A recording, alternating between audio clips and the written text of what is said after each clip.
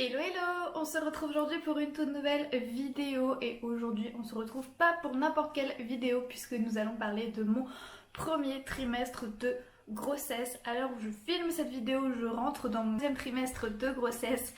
C'est vrai que j'ai mis beaucoup de temps avant de faire cette vidéo, mais je savais pas trop comment la faire en fait, dans quel ordre vous dire les choses. Et il y a tellement de choses à dire sur le premier trimestre que j'ai peur d'oublier quelque chose. Euh, voilà, donc je vais essayer de la faire, j'espère qu'elle va vous plaire et on commence tout de suite.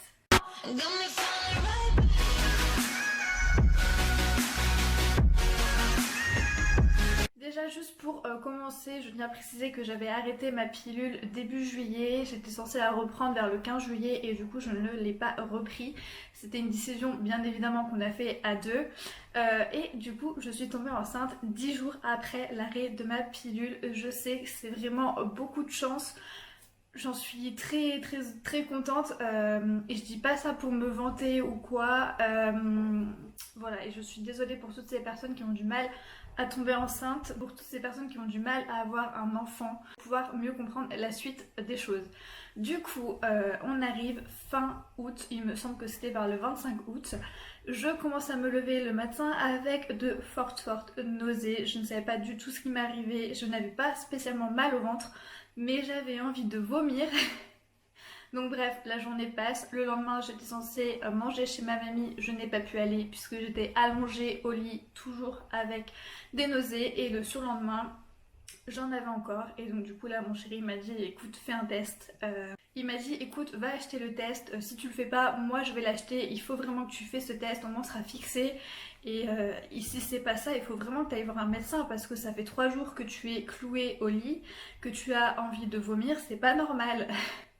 Et du coup, moi j'étais là à dire mais non, t'inquiète pas, je ne suis pas enceinte, c'est pas possible que je sois tombée enceinte aussi vite. Et j'ai arrêté ma pilule le mois dernier, euh, c'est pas possible. Et sachant que bien évidemment, du coup, je n'avais pas eu mes règles tout le mois d'août, mais en fait, on m'avait dit, moi, que quand on prenait la pilule, c'est possible que pendant quelques mois après, on n'ait pas de règles, après l'arrêt de la pilule, qu'on n'ait pas de règles, que c'était tout à fait normal, qu'il fallait pas s'inquiéter, que c'était le temps que tout se remette en place. Donc je m'étais absolument pas inquiétée et je m'étais pas du tout dit ça y est je suis enceinte, pas du tout. Par contre mon chéri lui avait vraiment quelques doutes, surtout le fait que j'ai des nausées en fait, lui a fait vraiment alarmer et du coup j'ai pris un test de grossesse que j'ai dû faire du coup le lendemain matin, parce que vaut mieux faire le matin. J'étais tellement stressée que du coup j'ai attendu que mon chéri parte au travail pour faire le test. Voilà, je sais pas pourquoi, je voulais pas le faire devant lui, j'avais peur du résultat, que ce soit positif ou négatif, mais j'étais vraiment très en stress. Je fais le test et là, à peine je fais le test, parce que du coup j'ai fait dans un gobelet, je trempe le test et à peine je le sors, enfin à peine je le pose, que le plus était déjà affiché. Et du coup, je me dis, mais c'est pas possible.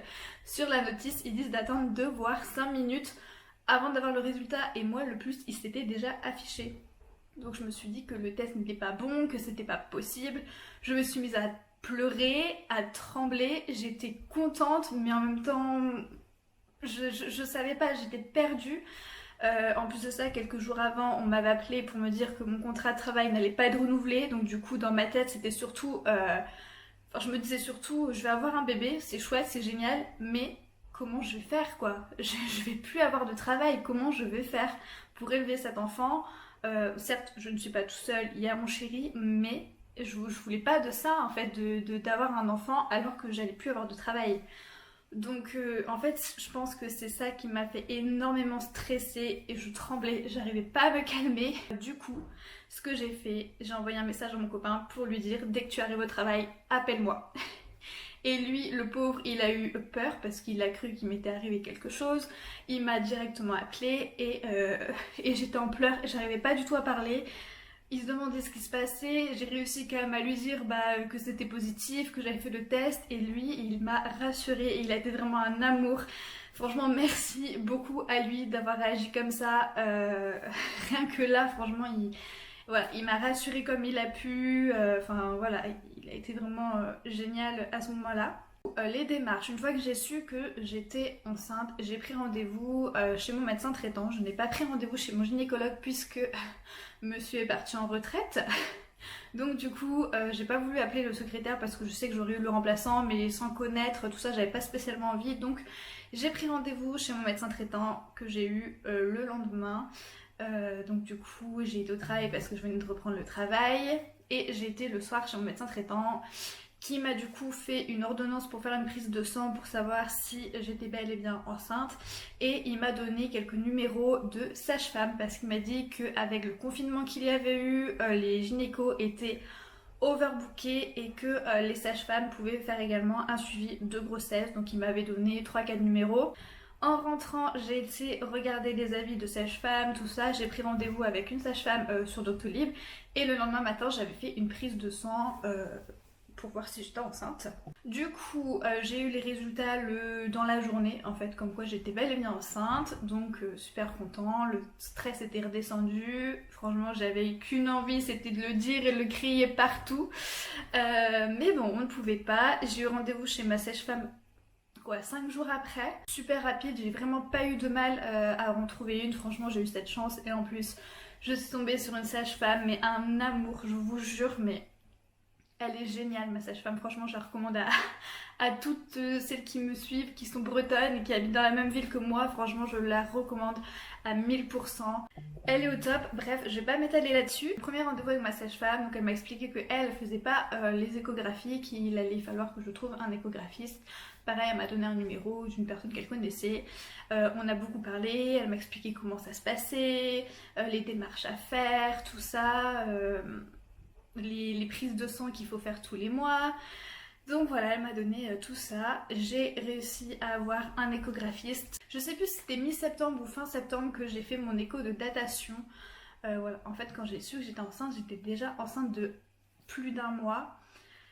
Et du coup, voilà, donc on a vu que tout allait bien, qu'il y avait un bébé, qu'il y avait un rythme cardiaque, voilà. Et j'ai fait ma T1, il me semble, alors je ne sais plus si c'était... Oui, si, il me semble que c'était fin septembre, vers le 30 septembre ou début octobre, j'ai fait la première échographie. Donc voilà, pareil, on avait vu que bébé allait bien, qu'il avait déjà bien poussé depuis l'écho de datation. Et voilà, comment ça s'est passé, les démarches, les rendez-vous, tout ça. Après, bon, bien sûr, tous les mois, on a des prises de sang à faire.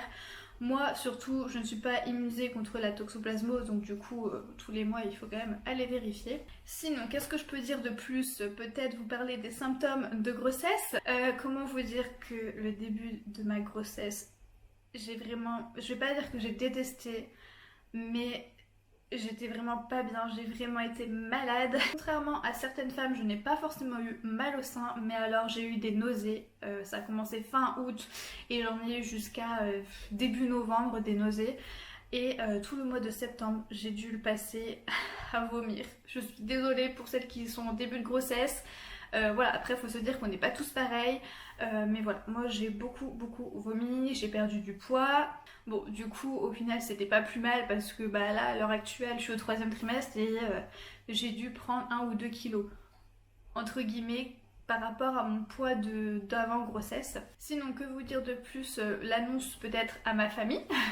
En fait, du coup, vu que j'étais très malade, j'ai été en arrêt 2 semaines au mois de septembre et j'arrivais pas en fait à le garder pour moi. Honnêtement, j'arrivais pas à ne pas le dire à mes parents, à ma soeur, à mon frère, les personnes qui sont vraiment très proches, je n'arrive pas. Surtout qu'on les voyait pratiquement tous les week-ends. Donc c'était dur quoi de cacher, de rien dire. Après, heureusement, entre guillemets, de base, je suis pas une personne qui boit et qui fume, donc quand on était à l'apéro, ils allaient pas se poser des questions parce que je prenais pas un verre ou quoi. Donc du coup, comment ça s'est passé? Tout d'abord, pour la famille de mon copain, on a fait en visio parce que du coup, ils habitent pas du tout dans la même région que nous. Donc on a décidé de les appeler en premier, sa mère et sa sœur, et ils étaient en larmes, elles étaient super contentes, c'était trop mignon. D'ailleurs, un conseil, si vous pensez filmer la réaction de vos proches, j'y ai pensé pour mes parents, mais j'aurais dû faire pour ma belle famille, enfin pour sa mère et sa sœur. C'était tellement d'émotions, enfin c'était trop beau et enfin j'en garde un bon souvenir, forcément je garde un souvenir, mais je trouve ça dommage de pas avoir pu filmer leur réaction. Pour mes parents, on leur a annoncé du coup un week-end, donc un dimanche, on allait manger chez eux. Et ce qu'on avait fait, ce que j'avais fait, dans une enveloppe, j'avais mis une photo de l'échographie avec un petit texte à côté avec écrit coucou mamie et papy. Voilà, j'arrive pour fin avril parce que oui, du coup, je vous ai même pas dit, mais mon terme c'est fin avril. Je ne vous dirai pas forcément la date précise de mon terme parce que je n'en ai pas envie, mais voilà, bébé est prévu pour fin avril. Voilà, on était sur la terrasse, on était à l'apéro, on était bien au soleil et du coup, je donne l'enveloppe à ma mère, à mon frère, tout ça, et du coup, ils ouvrent l'enveloppe. Et même avant d'ouvrir l'enveloppe, mon père me dit oh, je crois savoir ce que c'est. Et je lui demande bah c'est quoi? Et il me dit une échographie. Je ne dis rien, ma mère ouvre l'enveloppe et bien sûr bah, elle était super contente, mon père super content et puis bah, mon petit frère aussi. Ensuite ma soeur, j'ai dû l'appeler en visio parce que j'avais envie de faire en même temps que mes parents et mon frère, donc du coup vu qu'ils n'avaient pas pu venir, on les a appelés en visio et pareil on leur a montré les échographies, ils étaient super contents également. Et ensuite j'avais également dit à ma mamie, donc pareil j'avais dit de la même façon que mes parents, dans une petite enveloppe avec un petit mot, pareil, beaucoup d'émotions et elle était super contente. Donc voilà les annonces faites à la famille. Voilà le gros de mon premier trimestre. Ça a été beaucoup d'émotions, beaucoup de stress, beaucoup de joie, de bonheur, tout ça. On n'a pas spécialement fait d'achat le premier trimestre. On a juste passé une commande sur Kiabi parce qu'on avait moins 15% sur tout ce qui était bébé. Donc du coup voilà, on a pris trois pyjamas, 3 bodys, une paire de chaussons et voilà, vraiment on n'a rien pris de plus, rien de folichon. Et voilà, en plus dans la foulée, on a su qu'on allait avoir un bébé et on a su qu'on allait pouvoir déménager.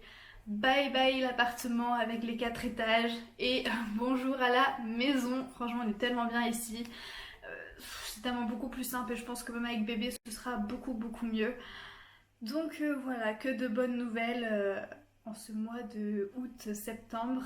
Et voilà, et là maintenant je suis à mon 3e trimestre, donc je pense également vous faire bientôt ma vidéo sur mon 2e trimestre. Également j'aurai pas mal de choses à vous dire. Et voilà. En tout cas, si vous avez des questions à me poser, n'hésitez pas, je serai franchement très contente de vous y répondre. Je sais que bah, moi je me posais beaucoup de questions au tout début, je ne savais pas comment faire, qui appeler, vers qui me diriger, à qui en parler. C'était compliqué, même au niveau du travail, quand l'annoncer, tout ça. Bon, au final, ils avaient deviné parce que j'avais été en arrêt 2 semaines parce que je passais mon temps à vomir. Des fois, j'arrivais même au travail, je faisais des malaises, enfin, parce que je mangeais pas en fait, j'étais vraiment pas bien. Donc bon, elles avaient deviné mes collègues. Donc voilà. Donc sur ce, la vidéo est terminée. Je vous fais des gros bisous et je vous dis à bientôt.